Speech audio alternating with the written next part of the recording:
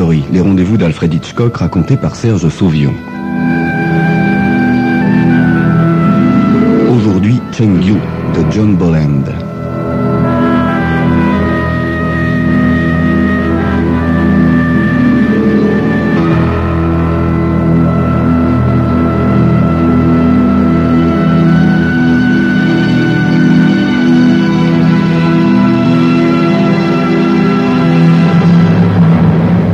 Lorsqu'on tient une boutique d'occasion, on peut entendre des histoires qui défient toute logique.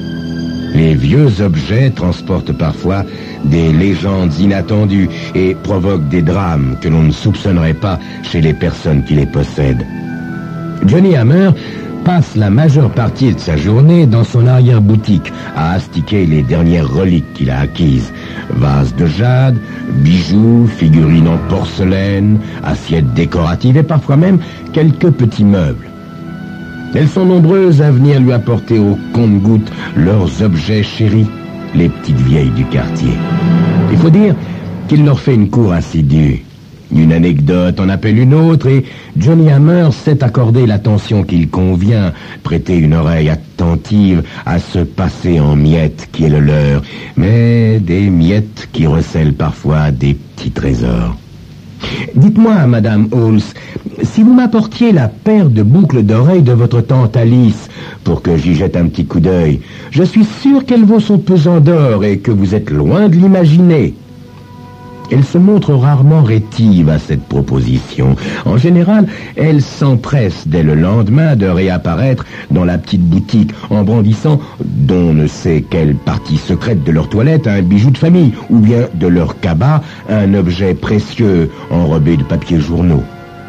Johnny Hammer se félicite souvent de bien savoir s'y prendre avec elle. Il lui en faudra toujours des petites vieilles pour que vive son modeste commerce. Car ça n'est pas en comptant sur son paresseux d'associé, Harry Walters, qu'il ferait beaucoup d'affaires. Ils se sont connus au régiment, et Harry se croit, pour cela, tout permis. Il n'entend pas le réveil sonner et rate l'heure d'ouverture du magasin, sans parler de la tournée des marchés qui l'escamote. Il en revient le plus souvent en bredouille.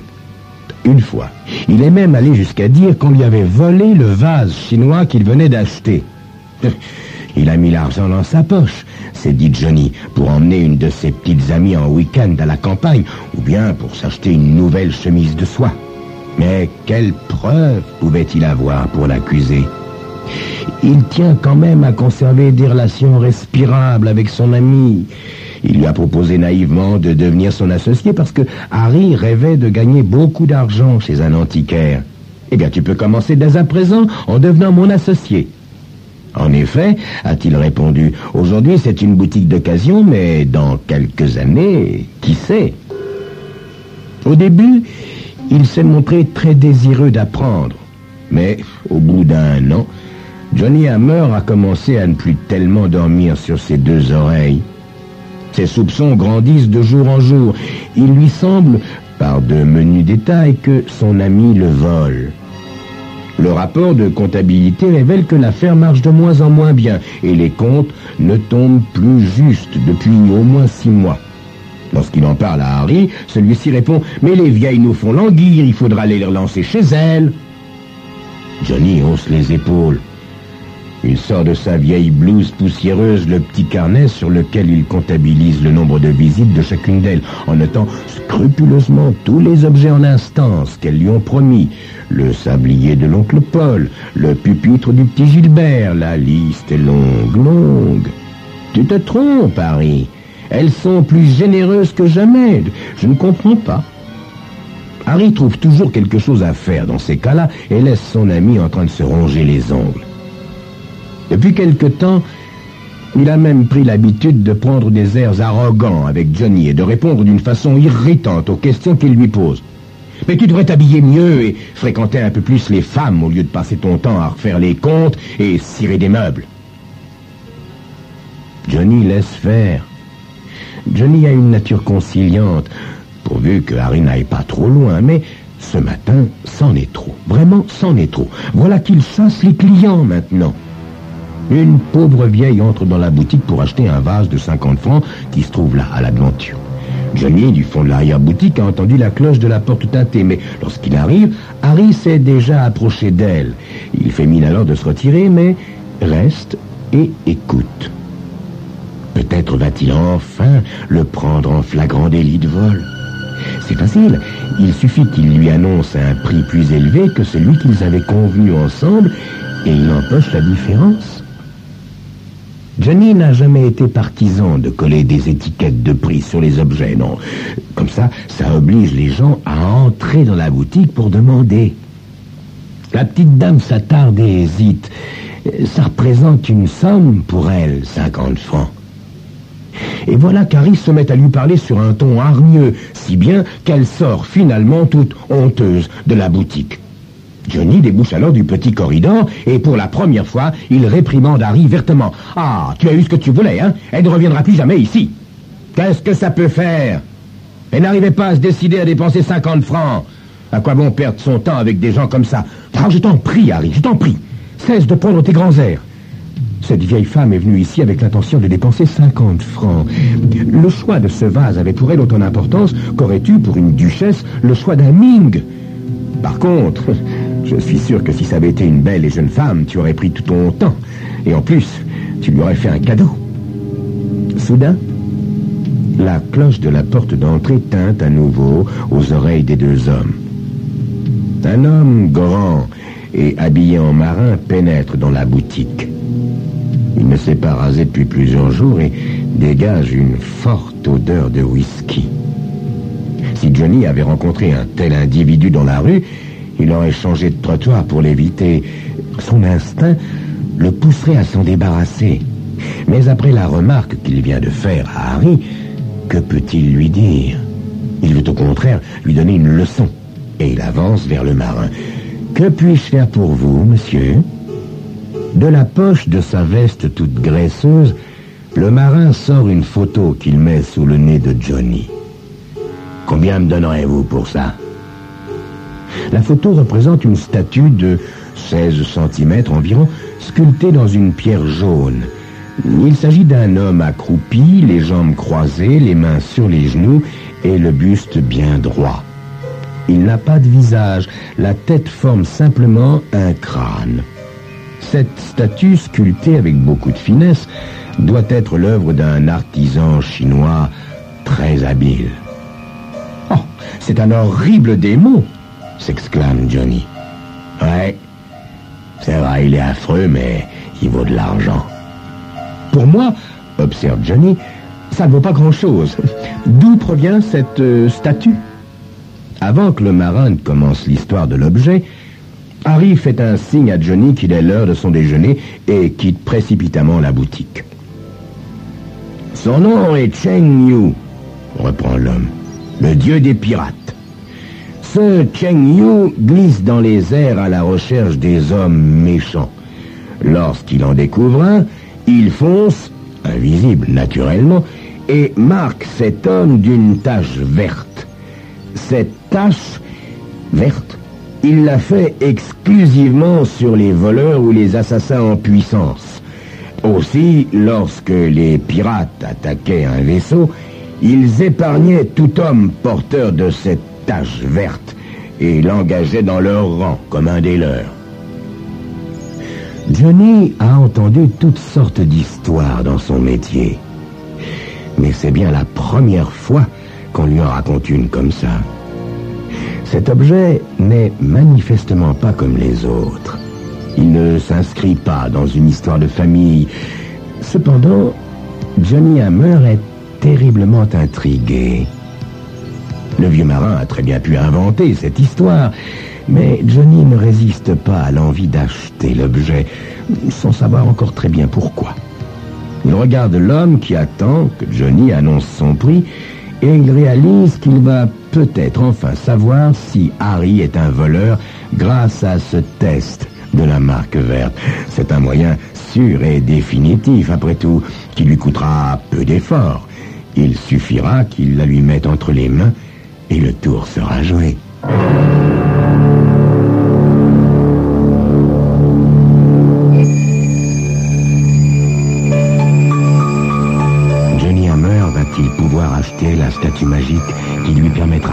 de prouver que Harry, son associé, n'est qu'un voleur. Ça dépend du prix. Nous serons fixés dans quelques instants.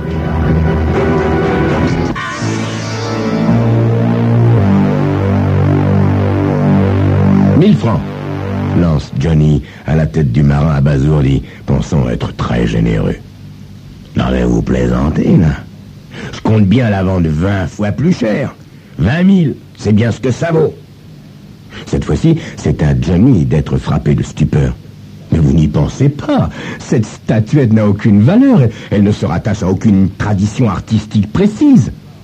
Cette statue a un pouvoir réel auquel les Chinois croient depuis des millénaires.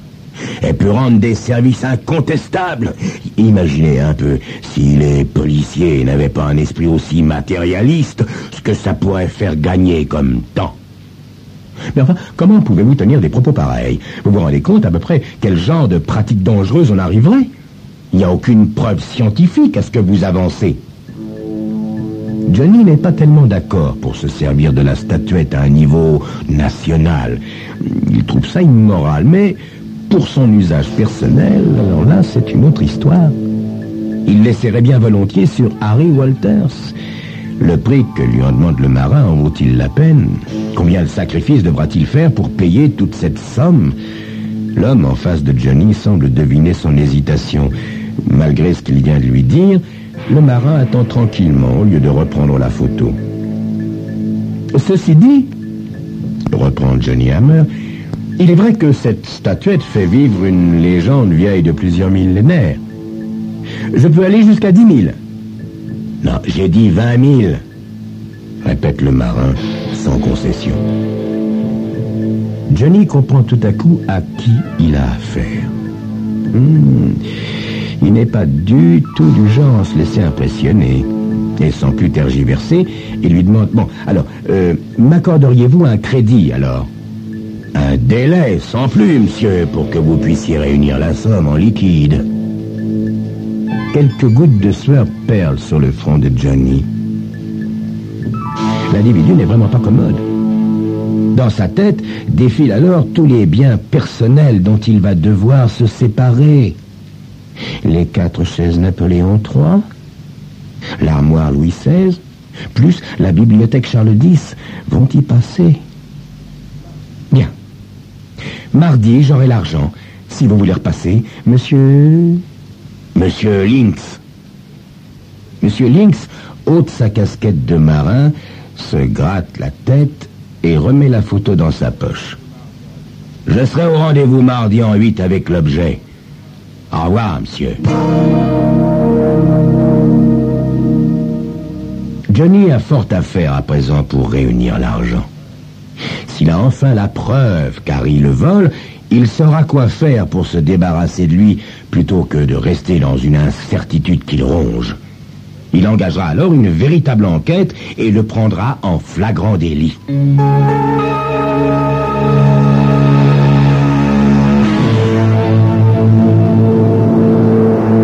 Le mardi suivant, le marin est de retour comme prévu. Johnny s'est arrangé pour être seul un moment.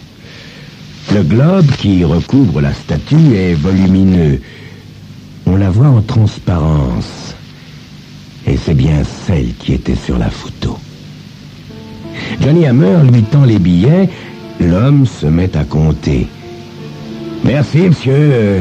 Y a le compte. Johnny prend à peine le temps de lui dire au revoir et il s'empare du globe pour le mettre en évidence sur le petit guéridon art déco. Mon Dieu, qu'elle est laide, pense-t-il en reculant d'un pas pour la contempler. Puis, il regarde sa montre. Harry va bientôt revenir. Johnny va dans le petit vestiaire et prend soin de refermer la porte derrière lui. Dans le noir, il fait une petite prière. Enfin, la cloche de la porte a tinté. Il reconnaît le pas lent mais confiant de son associé qui s'arrête brusquement. Johnny entrouvre la porte juste pour y glisser un œil. Harry est debout devant la statue. Il l'entend dire à mi-voix: « Mais qu'est-ce que c'est que ce machin-là » Il s'en approche et ôte le globe pour se saisir de l'objet. En un instant, Johnny est près de lui. « Oh, tu as les mains vertes! Regarde, tu as les mains vertes! J'avais raison !» s'écrie-t-il, le visage brusquement radieux en s'emparant à son tour de Cheng Yu. Il embrasse sur son crâne tout lisse en le serrant très fort contre lui. Harry l'observe, stupéfait. Il ne l'a jamais vu aussi heureux. « J'ai peut-être les mains sales, mais ça vaut mieux que d'être tout barbouillé et tout vert comme tu l'es. Quand je te vois aussi dégoûtant, je me demande si j'ai bien fait de m'associer avec toi, soupire-t-il. Johnny lève les yeux et s'approche du miroir au-dessus de la cheminée. Il se met à trembler de rage. « Enfin, c'est pas possible !» bredouille-t-il.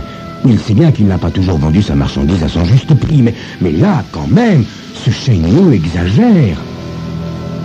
De l'autre côté de la petite rue, juste en face, l'homme en habit de marin, adossé contre la vitrine du boulanger, se délecte de la scène qu'il est en train d'observer. Ah, ces statues qui déteignent, non seulement ça rapporte gros, mais en plus, c'est toujours aussi drôle, se dit-il en pouffant de rire.